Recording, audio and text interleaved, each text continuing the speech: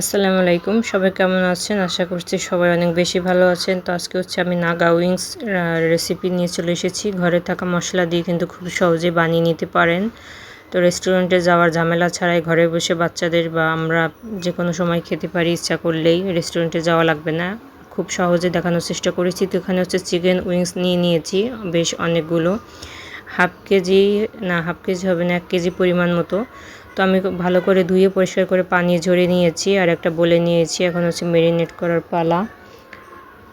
তো ঘরে থাকা মশলা দিয়ে আমি কিন্তু তৈরি করে দেখাবো। তো এখানে হচ্ছে আমি কিছু পরিমাণ সয়া সস নিয়ে নিয়েছি 1 টেবিল চামচ পরিমাণ, আর হচ্ছে সাদা গোলমরিচের গুঁড়া নিয়েছি 1 চা চামচ। তো এখানে হচ্ছে আমি আমার চিকেন উইংসের পরিমাণ অনুযায়ী মশলাগুলো দিয়ে দিচ্ছি আর সামান্য পরিমাণ আদা রসুন বাটা। আপনারা আদা রসুন বাটা ছাড়াই শুধু সয়া সস আর গোলমরিচের গুঁড়া দিয়ে ম্যারিনেট করে রেখে দেবেন কিছুক্ষণ, তাহলেই হবে। আদা রসুন দিতে হবে এমন কোনো কথা নেই, আমার কাছে ছিল এই কারণে আমি দিলাম। তো ভালো করে ম্যারিনেট করে মাখিয়ে আমি হচ্ছে পাশে সাইডে রেখে দেবো।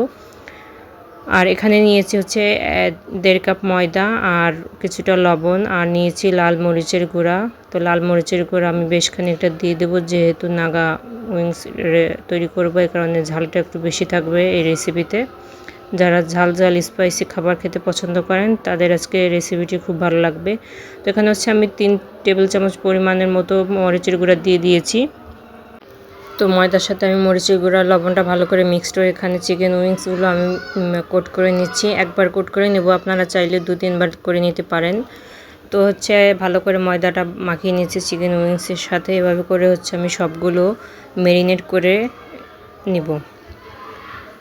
তো একে একে আমি হচ্ছে সবগুলো করে নিচ্ছি। আপনারা ইচ্ছা মতো করে নিতে পারেন, 1 থেকে 2 বার বা আমার মতো একবার করে নিতে পারেন। তো আমি চুলায় একটা প্যান বসিয়ে তেল বসিয়ে দিয়েছি। তেলটা মিডিয়াম আঁচে থাকবে, তা না হলে বেশি ক্রিস্পি হয়ে যাবে, বাইরের ভেতরটা কাঁচা থাকবে।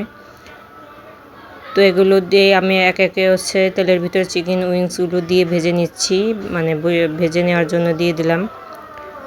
তো জালটা একদম মিডিয়াম রাখার চেষ্টা করবেন, বেশি রাখলে হচ্ছে পুড়ে যাবে। তো আমার চিকেন উইংসগুলো কিন্তু ভাজা হয়ে গিয়েছে। এখন হচ্ছে আমি 1 টেবিল চামচ পরিমাণ বাটার দিয়ে দিয়েছি। আপনারা সয়াবিন তেল দিয়েও করতে পারবেন, আমার কাছে বাটার ছিল এই কারণে হচ্ছে আমি বাটার দিয়ে করলাম। খেতে কিন্তু বেশ মজা হয়েছে বাটার দেওয়ার কারণে। আর এখানে হচ্ছে আমি 2-3টা রসুনের কোয়া কুচি করে নিয়েছি। এটা হচ্ছে বাটারের সাথে আমি ভালো করে ভেজে নেব, ব্রাউন কালার হবে আর একটু স্মেলটা সুন্দর আসবে, মানে ভাজা ভাজা একটা ঘ্রাণ হবে, সেই পর্যন্ত ভেজে নেব। আর এখন হচ্ছে আমি সস দেওয়ার পালা।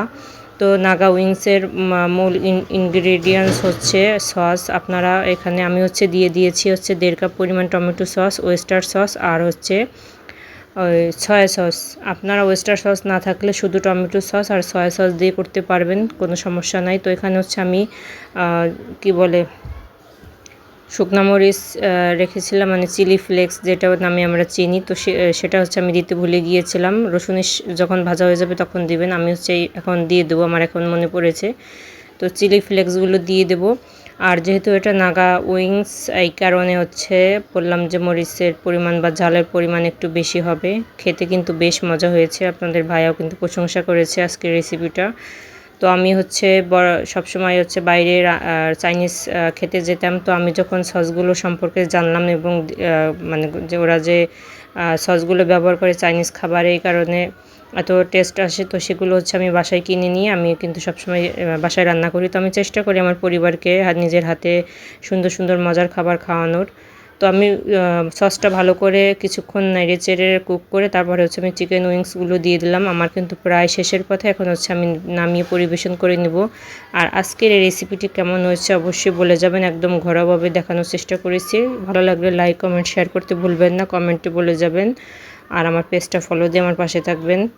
কেমন হয়েছে অবশ্যই আপনাদের মতামতটা দিয়ে যাবেন, গঠনমূলক কমেন্ট করে যাবেন। আমিও চেষ্টা করব আপনাদের ভিডিও দেখে কমেন্ট করে আসার।